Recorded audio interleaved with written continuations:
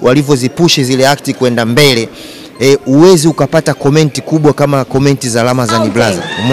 Umeona jaji wa kwanza baada ya siku perform wote kanyanyuka, is crazy. Jaji wa pili akaja yeye, mimi nataka niwe wa kwanza. Umeona, na jaji yule mwingine hadi kabidi naye kwanza afikirie kwanza, mimi sijui niwape kitu gani, lakini akaona atupe body buzzer. Na kwenda kwenye nusu finali kama unavyoona standing ovation. Sisi hatuambii watu wasimame.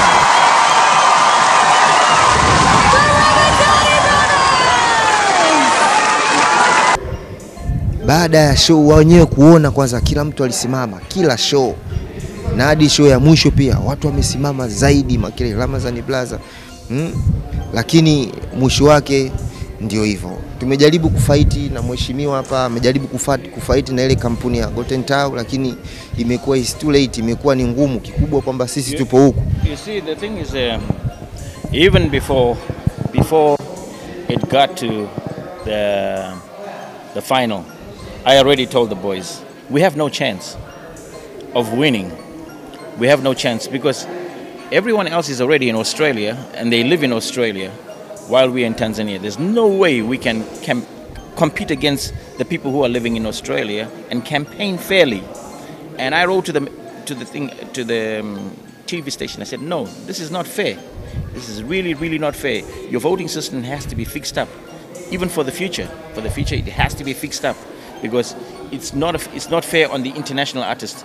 Okay, I'm not sure in the past if any international actor has ever reached Australia Got Talent final, but as far as I know, these guys are the Ramadhani brothers are the one of the first to reach the final in Australia's Got Talent. So that system that they have in Australia is basically made for Australians.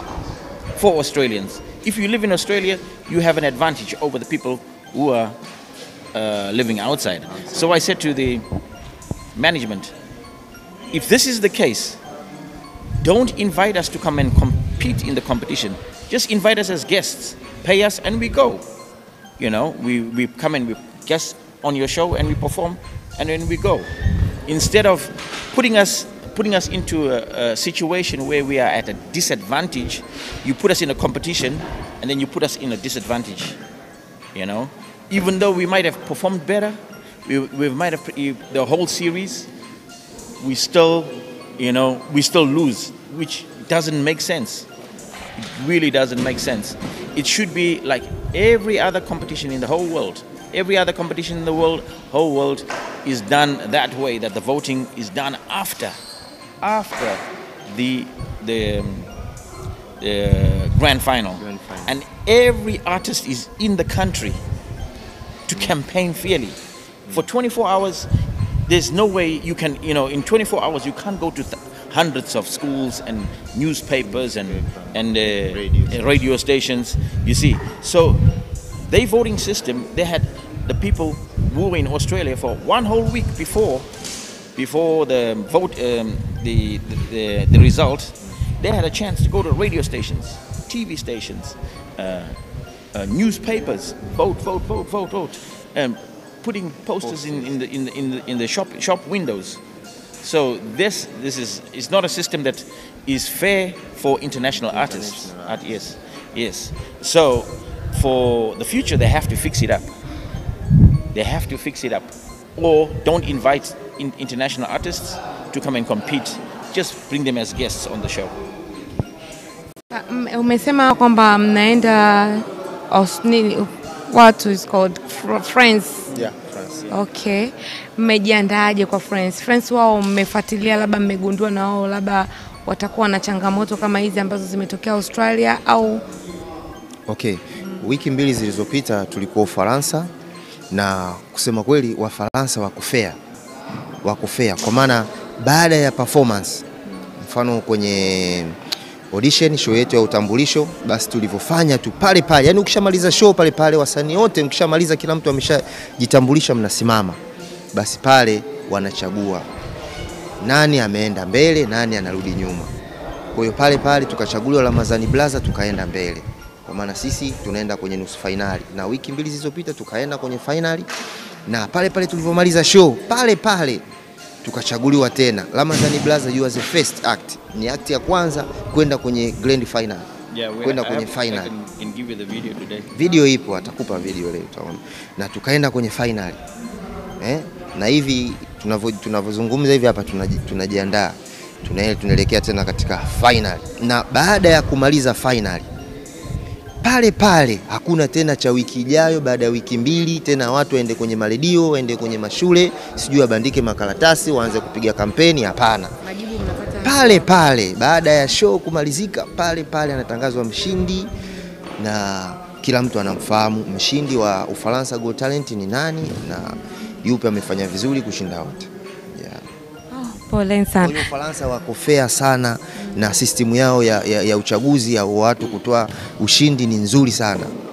Kwa hiyo hii nyingine hizi zilizopita huko kama huko Australia inabidi warekebishe kusema kweli, kwa sababu haionyeshi kwamba nani mshindi aliyefanya vizuri kwenye stage, ila nani mshindi mwenye washabiki wengi au wanajua kujiplomo.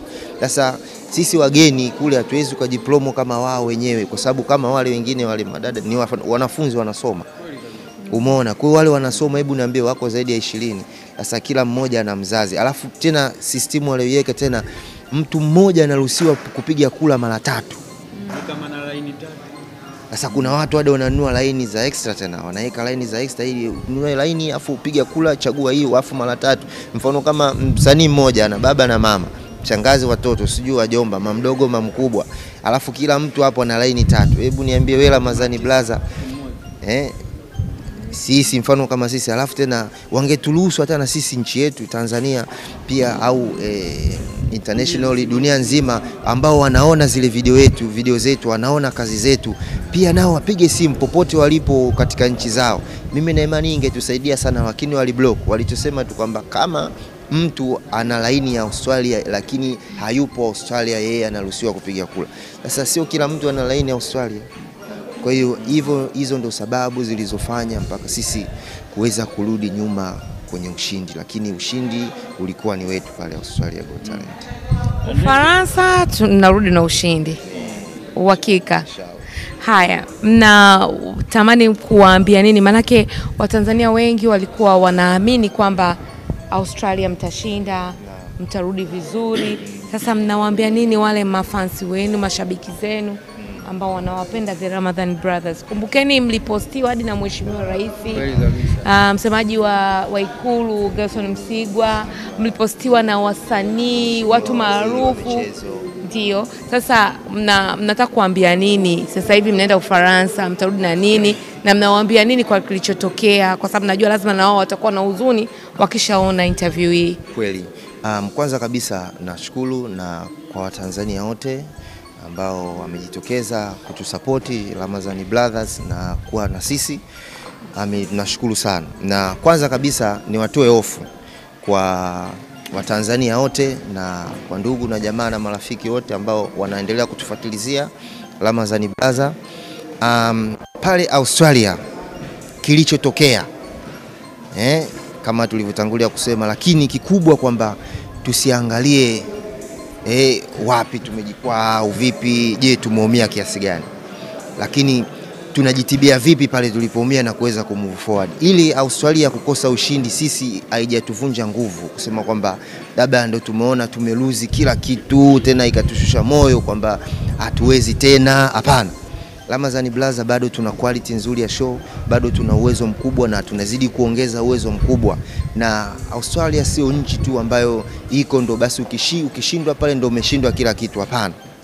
Bado ziko nchi kubwa tena zaidi ya Australia na bado pia nazo zina mashindano makubwa. Kama hivyo unavyojua Ufaransa, na pia Ufaransa tunaongoza Ramadhani Brothers. Umeona kuna manche makubwa, kuna huko Uingereza, huko kuna Marekani, kuna wapi. Na huko kote pia nao wanatuona, wanatuangalia vile vile. Kwa hiyo sisi ile ya Australia Got Talent kushindwa kutoa utuzo, sisi tunajua katika moyo sisi ni washindi. Lakini katika reality ya pale mambo mengine ya uchakachuaji, lakini wao ndo washindi. Lakini hata wenyewe wanajua kabisa hapa waliostahili ni kina fulani. Ila tu wenyewe tu wametengeneza mazingira sawa. Lakini sisi nawaambia mafansi wetu wa Ramadhani Brothers kwamba wasihuzunike sana, bado Ramadhani Brother tupo na tuna nafasi nzuri na tuna nafasi kubwa ya kuweza kushinda sehemu nyingi duniani tofauti, kwa sababu bado tuna kazi nzuri na tuna uwezo wa kushinda zaidi. Kama unavyoona hivi leo hapa tunajiandaa, ikijali tunaenda kwenye Ufaransa finally. Umeona, ni final, kwa maana sisi ndio wa kwanza kuchaguliwa kwenda kwenye final, na kwa sisi ndio wa kwanza katika final. Kwa hiyo tumejiandaa vya kutosha, na bado pia tuna nafasi tena kubwa zaidi hata ya kule Australia, na tena huku system yao ya kupiga kula iko fair. Kwanza kabisa naishukuru serikali yetu, ni serikali ambayo ina support vipaji na inawaangalia wasanii kwa kina na inawafuatilizia wasanii. Naomba serikali yetu ituangalie sisi Ramadhani Brothers, itu support, na tunaitangaza nchi yetu kwa mapana na marefu, na kama mlivyoona vile pia tulifanya Australia Got Talent, na vile tukaenda katika Ufaransa Got Talent, na vile tupo kwenye Romania Got Talent. Umeona, hizi zote ni TV show za matangazo ambazo tunazifanya na tunaitangaza nchi yetu ya Tanzania. Na kama mlivyoona jana imetoka video yetu ya Ufaransa ya nusu finali, ambayo na sisi kule nyuma kule tukaona, kwa sababu walikuwa wanaweka jua tu, walijulikane jua la wapi, limetokea wapi, koje, lakini sisi tukapenda kwamba kule nyuma kule uwepo mlima wa Kilimanjaro. Kwa hiyo kwenye video yetu ya nusu finali Ufaransa kuna mlima wa Kilimanjaro. Kwa hiyo tukaona tuitangaze nchi yetu na tuutangaze mlima wetu, ambao wageni wengi wanapenda kufika Tanzania na kwenda kutembelea pale. Na hata ile show yetu sisi tumepresent kwamba sisi wa Tanzania tunapanda mlima. Ni ngumu kubeba mlima kwenda nao Ufaransa pale. Jamani, tukabebana kwenye vichwa tukapanda kwenye mlima. Lakini tukatengeneza kifaa kile cha ngazi ndefu. Kwa hiyo ile ngazi ile tunapresent kama sisi wa Tanzania tunapanda mlima na kufika kileleni na kushuka katika kwenye ule mlima. Umeona? Kwa hiyo naomba serikali yetu ya Tanzania, serikali mama, serikali inajali vipaji, itu support kwa huu mchezo wetu, na imani kabisa tutafika mbali sisi kama vijana, na tuna ndoto ya kufika mbali. Na vile sisi Ramadhani Brother tumepata mialiko sehemu mbalimbali duniani na kushiriki vipaji vya michezo sehemu mbalimbali duniani. Mfano, wiki iliyopita tumepigiwa simu tushiriki kwenye mashindano ya world record, tukaweke rekodi yetu duniani.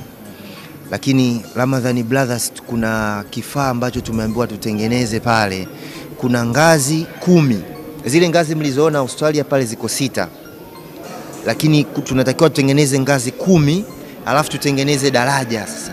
Sio tu kuna stage na ngazi 10, alafu litengenezwe daraja lenye urefu wa 10 mita 10, alafu na kule mbele kuna ngazi tena 10. Kwa hiyo tunapanda ngazi 10, tunavuka daraja la 10 mita, lakini hilo daraja ni jembamba mno. How much?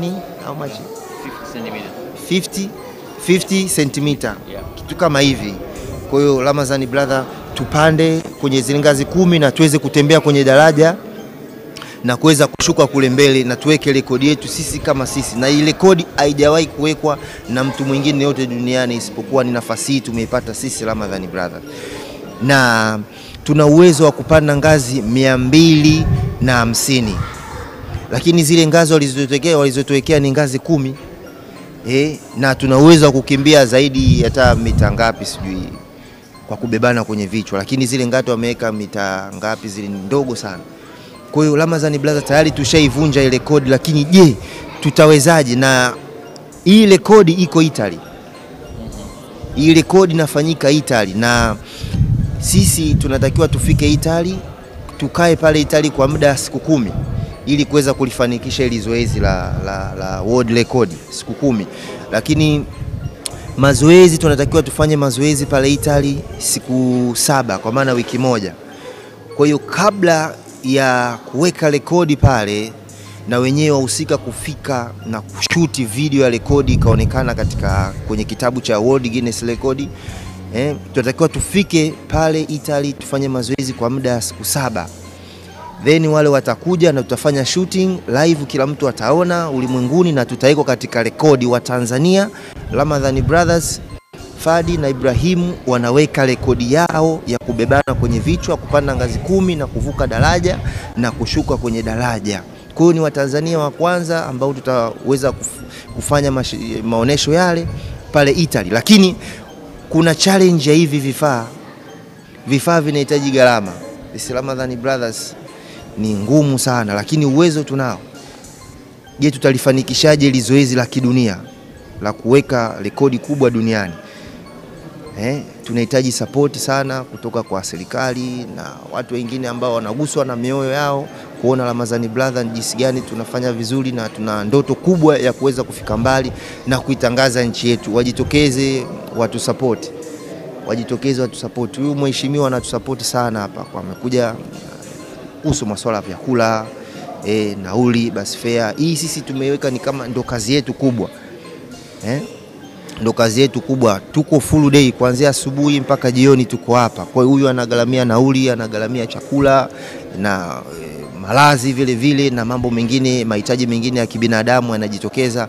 Huyu bwana ametoka Ujerumani, lakini amekuja hapa kwa ajili ya kusimamia, ku make sure kwamba kule Ufaransa tusiende tena tukakosea, au tusiende tukafanya madudu kwamba tulifanya mazoezi mazingira magumu, hatujapata chakula kwa wakati, sijui nini hivi na hivi, hatakuwa na nauli, siku nyingine tulimisi. Hapana. Kwa muda wote huyu bwana yuko hapa na tunajiandaa na mashindano yetu vizuri kabisa, na tuna uhakika kabisa hata kule Ufaransa tutaenda kushinda. You know, the government doesn't look at it as a profession. It doesn't look at it as a profession. Most of the boys here, if I'm not talking about now, okay, now the things are not as good as before. Before the pandemic, we had lots of work. You know, I had lots of work. Even like for him, Muhammad, he's bought his own house. Even he's bought his own buses. The other boys have buses and they're running their own businesses. But this is where they start. They have their own houses. I don't know how many boys from here have built big 4-bedroom houses, 3-bedroom houses. Some even got 2 houses. 2 houses, and they are renting them out. And it starts from here. It starts from here. But they don't realize how much money goes into this. For example, I rent this building. This building is 10 million per year. Before the pandemic, I was supporting the school much better because we had lots of work coming in.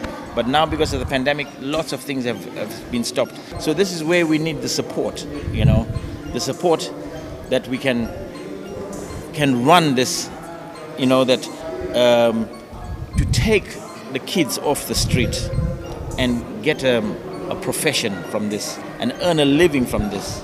And many of the boys, they are living proof. They can take you to their houses that they've built here in Tanzania. From where the money comes from, it's from here. You know, it starts from here. They go overseas, they work, they bring the money back home. So they also bring foreign currency into the country. Which the government doesn't see this. If it's, you know, this, I need this help from the government to make it run as a functional business. Okay, I'm not alone. If we have that help, you know, one time I brought Basata here. When was it? Like 2 years ago. 2 years ago, and I tried to explain to them. Even when they came here, Basata came. They said, "Oh, they look at the buildings. Wait, how come we don't know about this place?" I said, "Yeah, we've been here all the time. We've been here all the time." Since 2003. Since 2003. Yes. And I would love to, even for global TV, I have lots of, what can I say, not footage, what they call this. I have, you know, from shows that the boys have done overseas that you can put on TV to show what the Tanzanians are doing, you know, in France, in Australia, you know. This, we can give you all this, and you can say, oh, these are all Tanzanians. But the people don't know about this. because I've just been keeping quiet about this place because I've tried so many times asking the government to help us. Not this government, okay, this Mama Samia is a new government, but the previous governments, they don't look at it as a profession. You know, they just disregard it. They just, soccer, football, we will, you know. But has any of the Tanzanian football team reached any international level to go and compete in no, they've reached twice in 1 year. Two times to the final in 1 year. In 1 year. Na sio tu kwa Tanzania, yes. Kwa Afrika. Not from Africa. 2 times in 1 year. Katika mwaka mmoja na kufika kwenye finali ya mashindano ya dunia. Next week they are going flying to the final. Again. Yeah. Kabisa ili swala la support, watu support. Naomba support sana, watu wajitokeze, watu support Ramadhani Brothers. Tuna ndoto kubwa na tunapenda kufika mbali zaidi hapa. Mimi nisingependa kuona kwamba Ramadhani Brothers tumekuja tu alafu baadaye kaja tukapotea, ukazimika, watu nini, tumekosa support wakati kuna Watanzania wakubwa, watu wakubwa na wana uwezo wameshindwa kutusupport na sisi tumeshindwa kujisupport wenyewe. Mheshimiwa Nedi binadamu naye wakati mwingine anaweza kaenda mbona mimi tu, lakini naye akaishiwa nguvu akakata tamaa na akasema basi. Ya kumalizia, ujue kiukweli mimi kilio changu kikubwa ni swala la wadhamini. Wadhamini imekuwa ni changamoto kwa kweli katika sanaa yetu, imekuwa ni changamoto sana. Mfano kama kwa sisi hapa ni ujue sio mchezo kikweli dangu, sio mchezo. Unasafiri unaenda Australia unaenda kushindana na wazungu tu peke yao, afu Afrika nzima ni sisi wawili tu, sio mchezo. Afu vipi tukaenda Paris, wa Afrika walikuwa ni sisi maana tuko wawili wa Afrika, si ndio? Walikuwa pale kutoka Guinea na sisi hapa, umeona. Afu watu kama wasanii kama 400 wote unawatoa, afu mnabakia kama 8 na sisi katika level ndo tunaongoza. Yaani kikweli sisi tunakosa support. Support ni ndogo sana. Serikali yetu sawa inatusupport, lakini unajua hapa Tanzania kuna matajiri wapo wengi tu.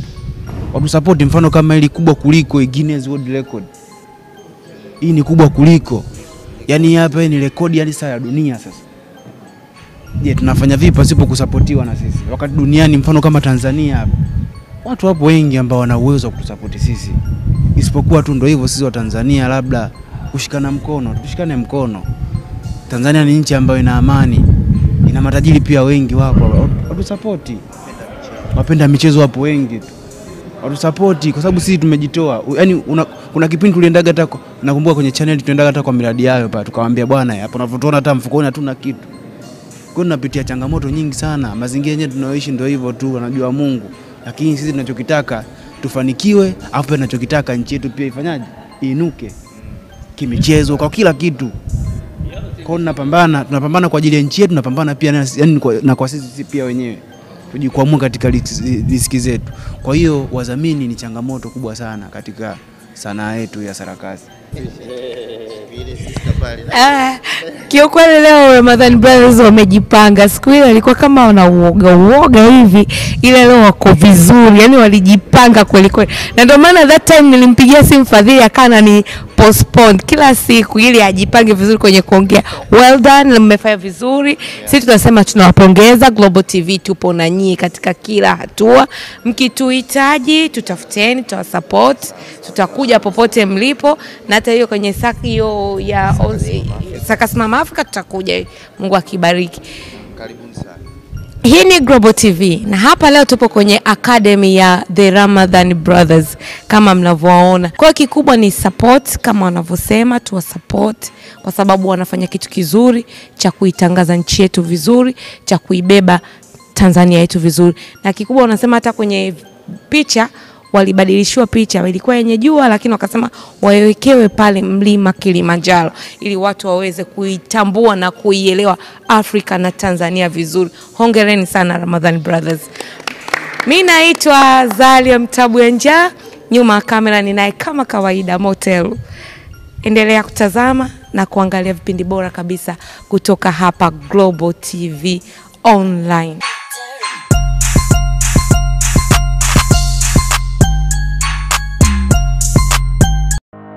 Ili kuwa mwanafamilia bora wa Global TV, usisahau kusubscribe, like, kushare na kucomment. Baada ya kusubscribe, bonyeza alama ya kengele ili kupata taarifa kwa kila video inayopanda Global TV Online.